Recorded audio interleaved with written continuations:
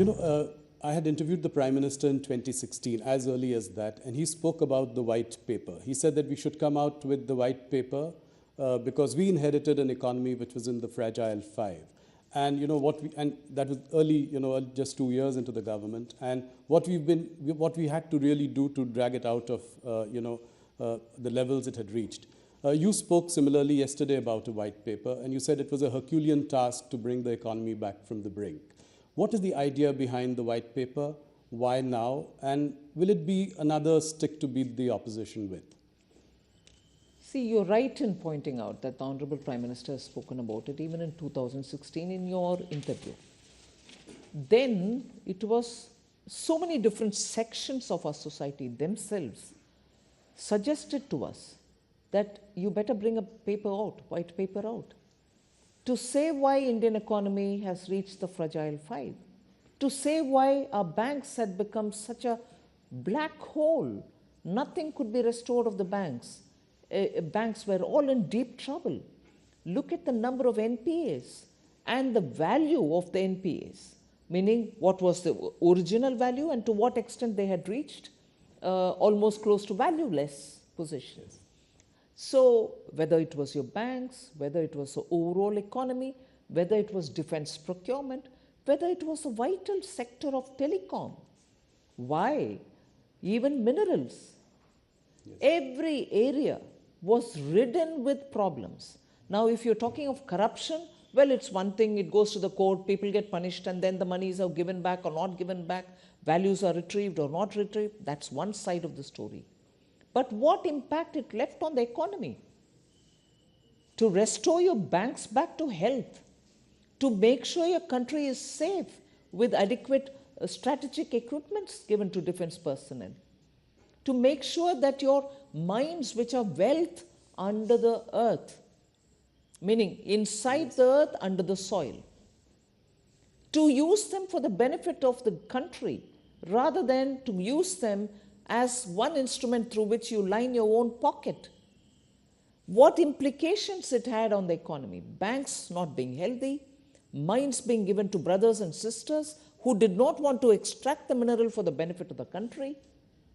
Spectrum allocations, if it had happened in time, I didn't have to spend so much to restore BSNL to have 2G or 4G in time. And what implication does it have on the country when 4G is not available in time, whereas the whole world is talking about 5G? Yes. So the kind of impact that it had, the mismanagement, it is not just talking about policy paralysis for a fragile five. It's talking about every one of these steps, which one in morally, which number one morally was immoral, in the sense was not right, and equally the kind of positive effect, if it had happened very well in a transparent fashion, it would have had on the economy. We lost 10 glorious years, and to restore it to that position back and then to pull it up to now get closer to the world's third largest economy is a Herculean task, which I'm grateful this country had a Prime Minister like Modi ji, who single-mindedly said, I will restore this economy back. It's my service to the nation. Yes. Otherwise, it wouldn't have happened. So why the white paper now? Yes. We've had 10 years. And prior to that, there was a 10 years where you saw all this happening. Policy paralysis, corruption, nation losing its endowments, and so on. 10 years under Prime Minister Modi. What kind of course corrections had to happen? Yes. What kind of restoring confidence had to happen? What kind of pulling back from rut that had to happen?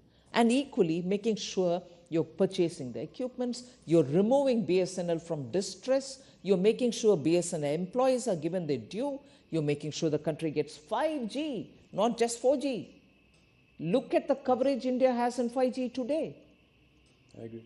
All this, and to make sure that the investor confidence is not just intact, but is growing, that within a matter of 8 years, I would say, we've reached $596 billion as our foreign exchange reserve.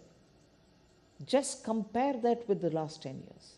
At least for the sake of the elected honorable representatives who are sitting in the parliament, they should know what was it then, what effort it took to restore it here, and what we should not therefore ever imagine or dream of doing in personal interest, forgetting the nation. Why now? Parliament should know. 2, at that time, had Prime Minister Modi not taken the call that in the interest of our nation, I would not bring it out. He didn't bring the paper then, white paper then, because you put the nation first. You say, if I do it now, I can be happy, but the confidence in our country would have been lost. Investors wouldn't have come. Our own people would have lost faith in the systems. They would say, oh my God, this government will come, eat away and go. That next government can come. It'll do its own, but we're all languishing. The faith in institutions, in government, in leaders, in politics would have been lost in the minds of people. And I'm so grateful that the Prime Minister didn't do it then. He restored it all, put India on such a wonderful track towards becoming third largest economy, and then so that all of us know what it took and what we shouldn't do in the future, this paper.